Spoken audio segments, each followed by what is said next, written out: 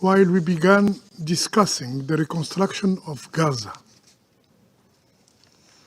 and the plan endorsed by both the League of Arab States and the OIC,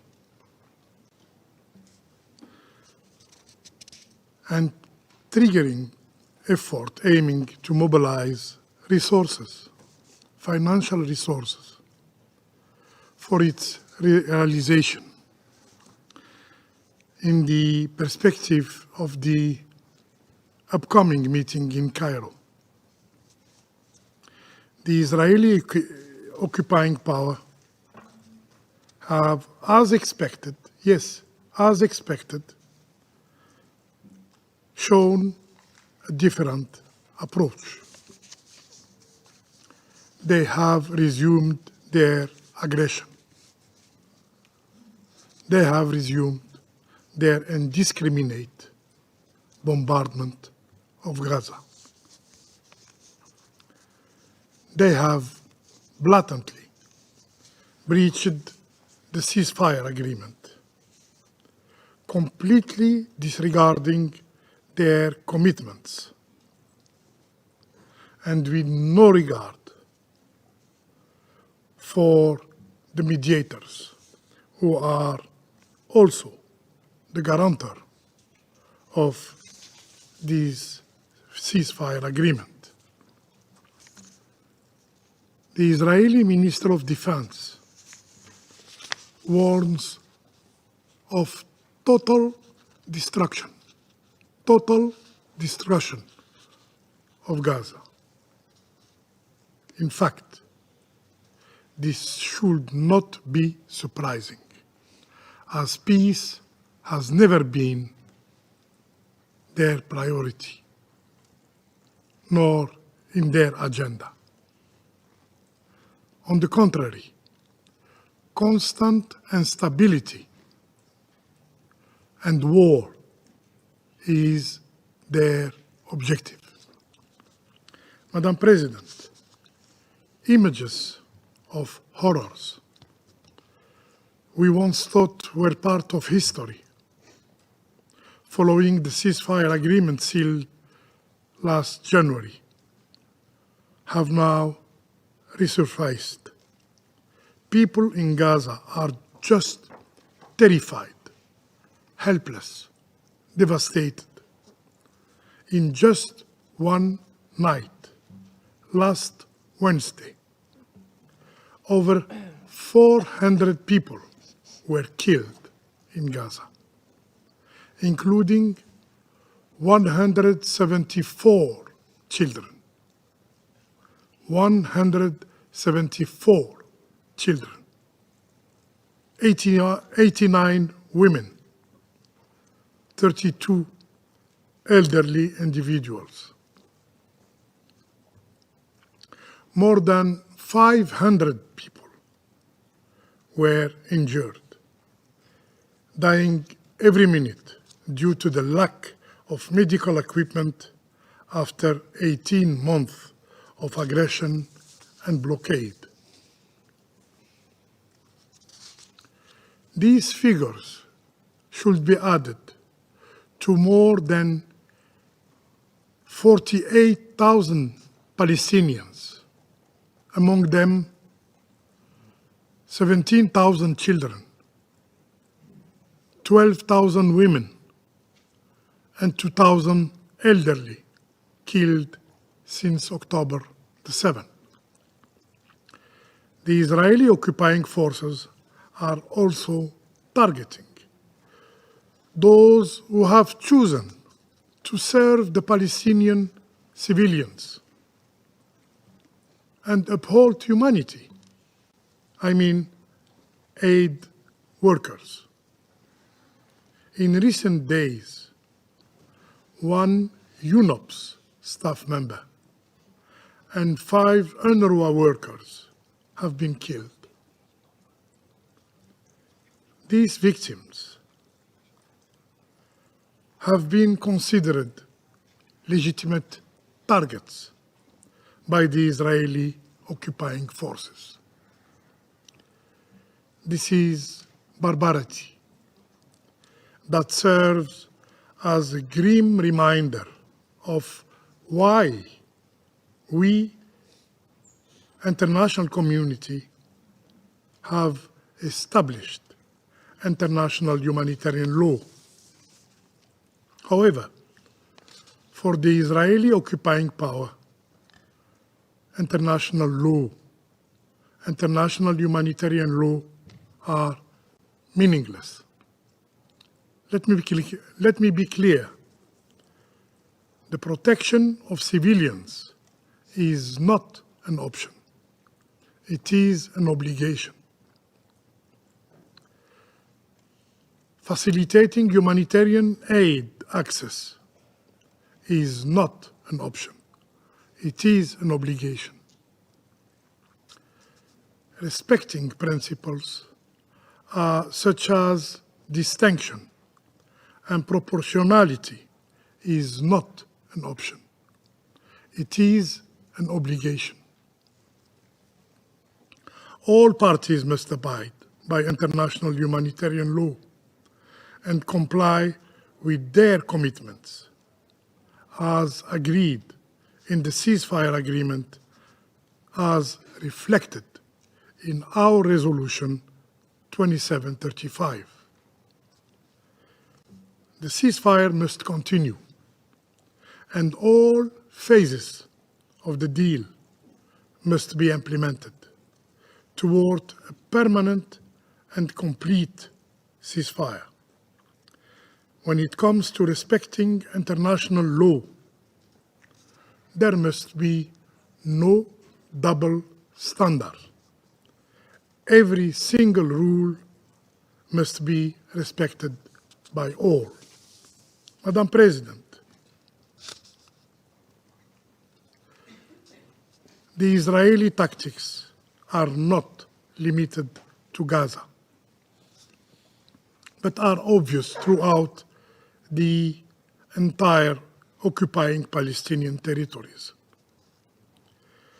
The Israeli occupying authority do not deny, nor they conceal their objective: the annihilation of the prospect of the Palestinian state, the ejection, yes, the ejection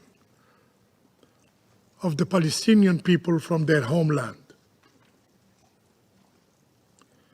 And the Israeli authorities' objective in the West Bank, specifically, is clear: total sovereignty over it.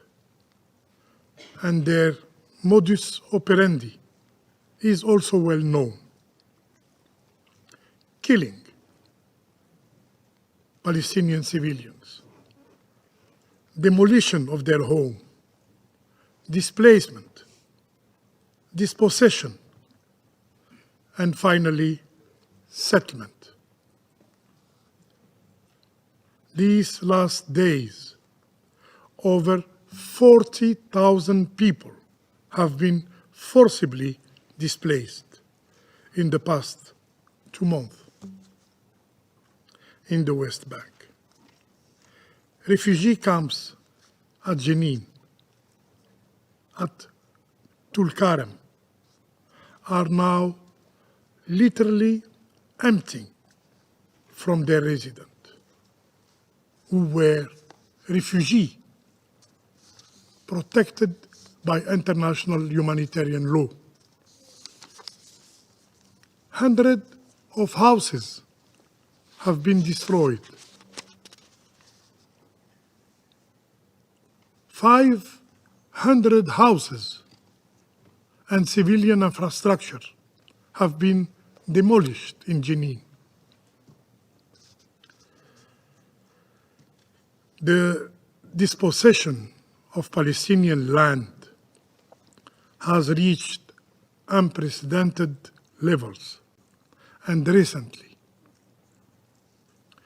the Israeli Authority notified the evacuation of land west of Jenin for the first time since the Oslo Agreement.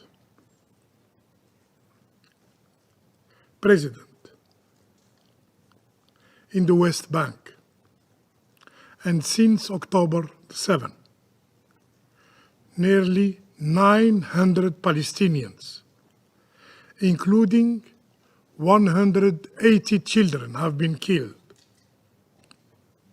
and 4,000 have been injured. In the same time, over 10,000 housing units are being built for Israeli settlers. And 50 Israeli outposts have been constructed. It is an unprecedented matter, an unprecedented number. Settler violence continues with total impunity, and report of an average of 120 incidents of settler violence in the West Bank every month. These are blatant violations of UN resolution. In particular, our resolution 2334. We must ask ourselves honestly, is this the behavior of a party that seeks peace? Madam President, the source of suffering in the occupying Palestinian territories for all parties, for all of us, is the prolonged Israeli occupation of Arab land. You cannot occupy a territory, deny its people their rights, humiliate them, take their lives, and expect to achieve security. True security can only be attained through diplomatic means, through dialogue, and by recognizing the right of the Palestinian people. Unfortunately, the Israeli occupying authorities have chosen a different path and are trying to create a new reality in the territories.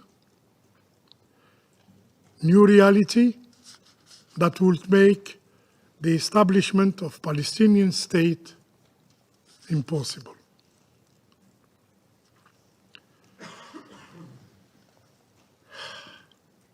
Israel is a UN member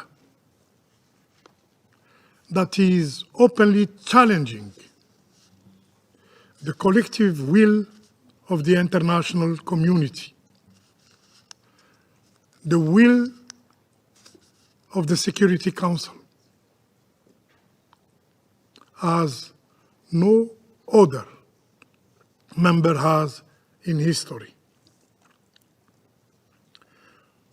When will we rise to the level of our obligations? When will we impose respect and implementation for our collective decision to establish a Palestinian state with Al-Quds Sharif as its capital? I thank you.